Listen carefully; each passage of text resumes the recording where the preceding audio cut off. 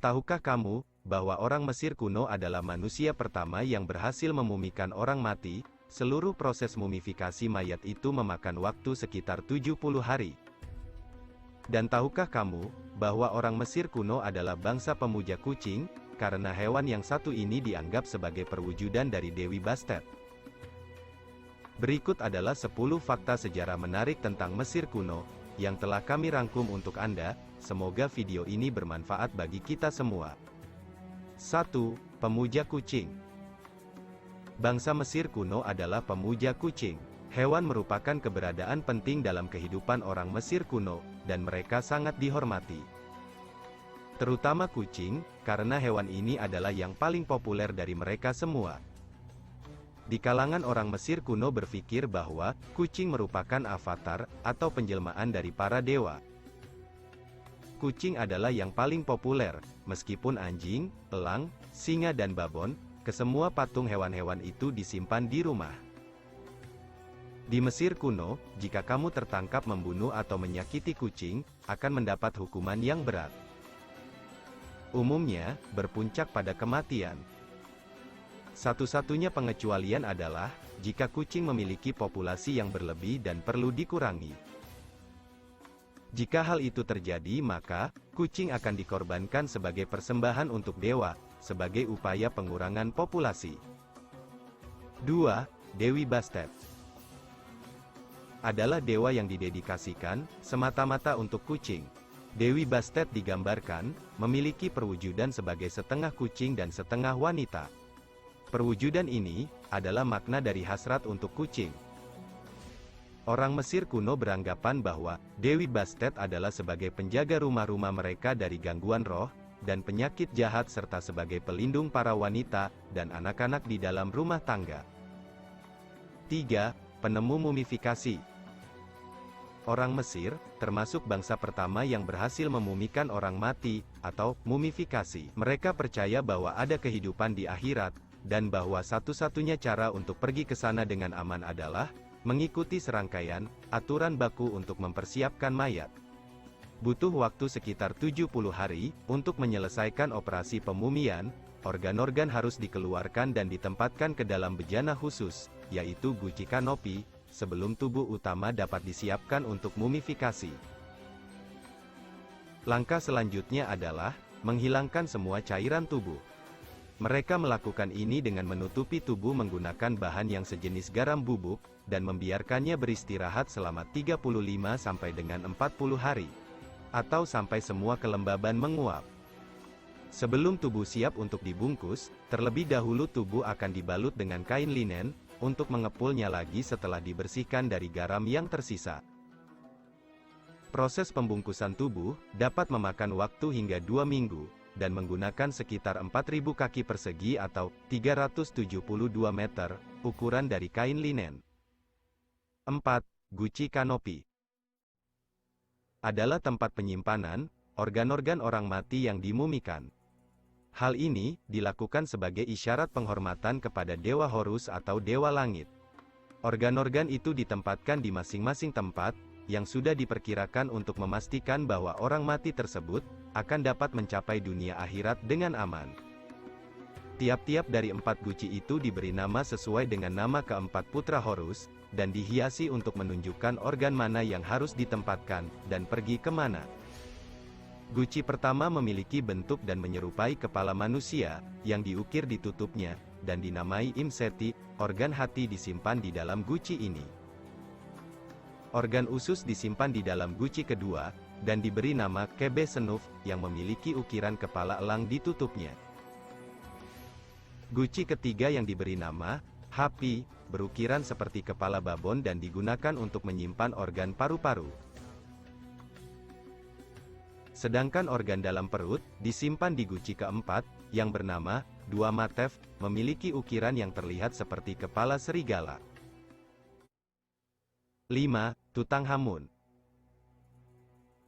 adalah penguasa Mesir kuno, paling terkenal di dunia. Mayat muminya ditemukan di dekat Luxor, Mesir, di Lembah Para Raja. Mumi Tutankhamun ditemukan oleh Howard Carter, bersama tim penjelajah dan arkeolog Inggris. Pada tanggal 16 Februari tahun 1923, mereka menemukan makamnya yang diperkirakan berusia sekitar 3.000 tahun. Makam Tutankhamun, seluruhnya terdiri dari emas, dan ia dimakamkan bersama dengan hampir 5.000 benda berharga lainnya. Semua benda-benda tersebut sebagai bekal, yang diberikan kepada seorang raja sebelum dia mangkat, agar menjadi bekal di akhirat.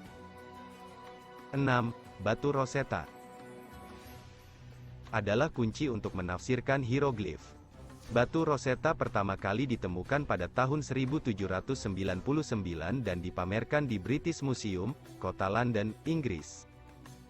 Batu ini merupakan bagian yang sangat penting dalam mengartikan hieroglif. Terdapat tulisan dalam 3 bahasa yang diukir. Periode pengukiran berkisar pada tahun 196 sebelum Masehi.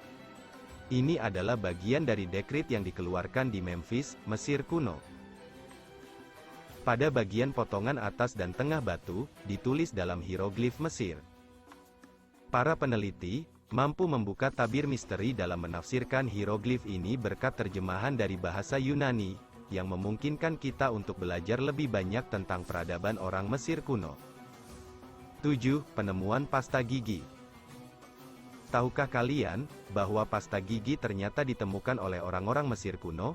Orang Mesir kuno memiliki kebiasaan sangat menjaga kebersihan gigi mereka, oleh karena itu mereka sangat berusaha keras terhadap kebersihan gigi mereka.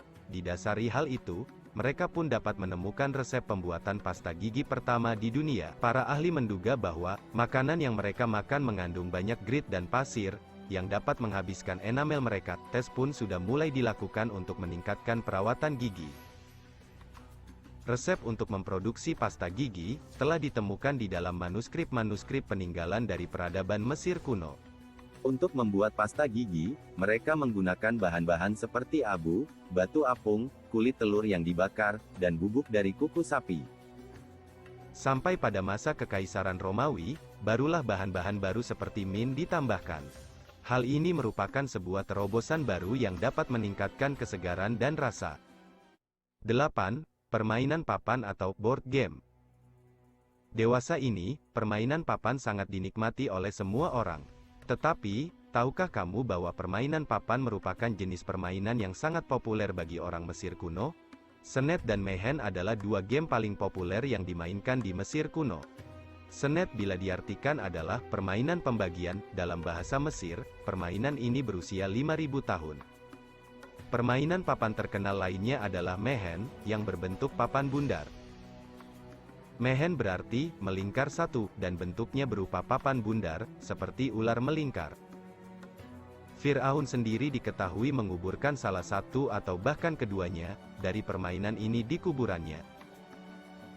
Sehingga, dia akan memiliki sesuatu untuk dimainkan di akhirat.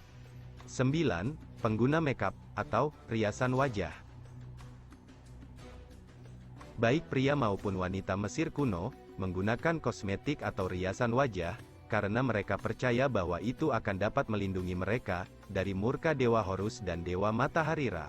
Untuk dapat menggunakan kosmetik, komponen biji seperti malahite, sejenis batu permata tidak transparan yang berkilau, terlebih dahulu diolah menjadi pasta. Dan kemudian pasta tersebut diterapkan di sekitar kelopak mata, menggunakan instrumen tulang atau kayu. Cara ini mirip seperti bagaimana kita memakai eyeliner atau celak mata hari ini. Orang Mesir kuno percaya bahwa dengan memakai kosmetik, akan memberi mereka kemampuan supranatural. Bertahun-tahun kemudian, penelitian telah mengungkapkan bahwa penggunaan eyeliner berbasis timbal akan mengakibatkan infeksi pada mata. 10. Hak dan kesetaraan gender. Tahukah kamu, kaum perempuan diizinkan untuk dapat memiliki properti, dan diperlakukan sama seperti para pria, di mata hukum dan pengadilan. Dalam posisi otoritas, para wanita akan dilayani oleh wanita lainnya. Hal ini terkadang membuat munculnya beberapa komunitas yang memiliki posisi kekuasaan tertentu. Namun, masih ada beberapa pembatasan dan pengecualian yang berlaku. Para wanita hanya diizinkan untuk memegang posisi kunci dalam masyarakat yang disesuaikan dengan posisi suami mereka. Jika wanita menikah dengan pria yang memiliki kekuasaan, atau si wanita itu sendiri berasal dari sebuah keluarga yang kuat dan berpengaruh. Orang Mesir kuno menganggap beberapa pekerjaan tertentu seperti menenun, menari, bernyanyi dan bekerja sebagai pelayat profesional dianggap hanya dapat dikerjakan oleh kaum perempuan.